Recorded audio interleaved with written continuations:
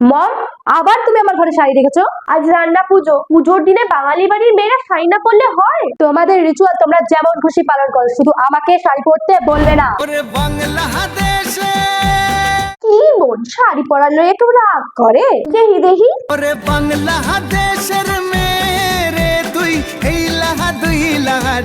আহা, কি লাগতাছে, একবারে মা সরস্বতী। কেউ কাজের মাসির মতো লাগছে। আমাকে শাড়ি পরালে তো, এবার দেখো তোমার কি করি। কি মা তুমি, তোমায় তো ঠিক চিনলাম না। ইলিশ গো ইলিশ, বাংলাদেশের ইলিশ। ঘরে কাজের মাইয়া লাগবো নাকি কাকিমা? রান্না থেকে বাসন মাজা সব করতে পারি। কাজের মেয়ে তো একটা লাগতো। তা তুমি কত টাকা নেবে? টাকা লাগবো না, খাওয়া খাওয়া আর বছরে 2টা শাড়ি দিলেই হইব। ঠিক আছে, তা তুমি আজ থেকে কাজ শুরু করো। কি গো, কি রান্না করবো আজকে? কি বলবো, রোজকার একই তো রাজ্য, ডাল আর আলু পোস্ত।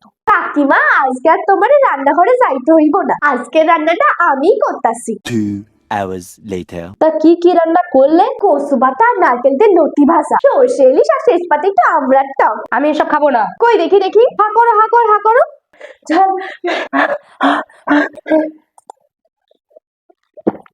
হ্যাঁ রে ইলিশ, সব তো আমাদের দেশের বাড়ির রান্না। আহ, কচুর লতিটা যা হয়েছে না, এই স্বাদ তো আমার খুব চেনা। এইভাবে কচুর লতি তো আমার দিদিও ভাজতো। কি হয়েছে কাকা বাবু?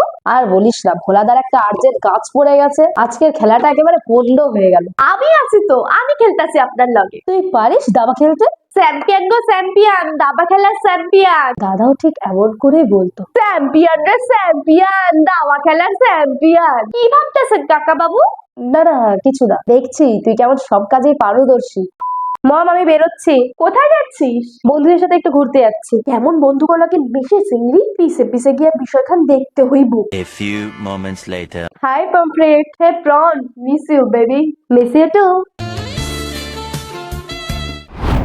আমায় এখন বাড়ি যেতে হবে পমফ্রেট, বাই। হানি, তুমি এখানে? তোমার অপেক্ষায় ডার্লিং, প্লিজ সিট।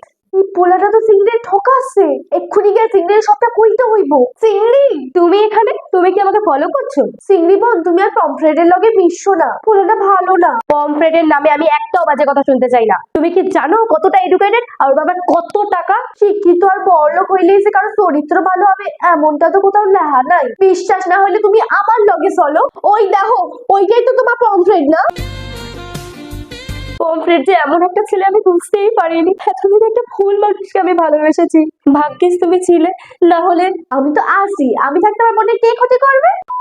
ইলিশকে আমার বাইরে ঘরে থাকতে দেওয়াটা ঠিক হয়নি। এক কাজ করি, ওর ব্যাগপত্রগুলো ভিতরে নিয়ে আসি। ইলিশের ব্যাগে দিদি জামাই বাবুর ছবি। ইলিশ, কাকিমা ডাকতাছো? এই ছবিটা তোমার ব্যাগ থেকে পেলাম, সত্যি বলো কে তুমি? আমার বাবার নাম বোয়াল, দাদা আর মা পাকাল। এতদিন বলনি কেন আমাদের? ভয় পাইছিলাম। কিসের ভয়? আসলে কাকা বাবু, তুমি আর মাসি পালাইয়া বিয়া করার পর বাবা মা খুব রাগা গেছিল। রাগের বসে তোমাকে বাসা দিয়া তাড়ায় দিছে। পরে অবশ্য বাবা মা আমাকে ভুলটা বুঝতে পারছে। আমি মামুর থেকে তোমাকে ঠিকানাটা জানতে পাইরা বাড়িতে কিছু না বললেই চলে আইছি। আমি তোমাকে ফিরাই নিতে আইছি। বলতে ভয় পাইতেছিলাম, যদি তোমরা সত্যিই রাগ করে থাকো তাহলে আমি কোথায় যাইতাম। পাগল মেয়ে একটা। আমরা ওদের উপর রেগে নেই, আমরা শুধু এই দিনটার অপেক্ষায় ছিলাম যেদিন ওরা আমাদের মেনে নেবে। তাহলে আমরা আজকেই বাংলাদেশে রওনা দিই। মা, বাবা, একদিন কইছিলিস মুখ পড়ি, শুধু একটা চিঠি লিখে চলে গেছিস। আগে দেখো কাদের সাথে করে আনছি। একদিনে ভগবান মুখ তুলে চাইলেন।